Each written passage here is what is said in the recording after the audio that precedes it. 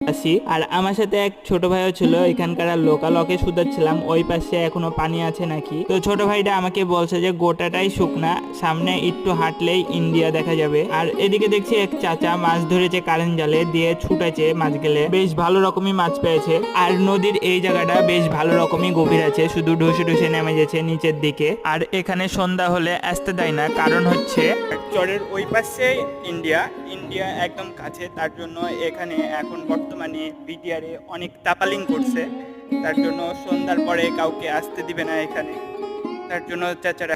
আর যে চাচাগুলো আমাদেরকে এই পাশে নিয়ে এনেছিল তারা দেখছি যে জাল পাতার জন্য বেশ ভালো রকম খাটাখাটনি করছে। ওইটা দেখে আমি একটু চাচাদের সাথে হাত লাগিয়ে হেল্প করার চেষ্টা করছিলাম, তবে চাচারা একাই 100 সব কাজ নিজেরাই করছে। আর এগুলো মূলত দিচ্ছে কারণ হচ্ছে এখানে একটা জাল পেতেছে বিশাল বড়, এই জালে অনেক বড় মাছ ছাড়া ছোট মাছ থাকবে না, তার জন্য এটাও একটা খুঁটি হিসাবে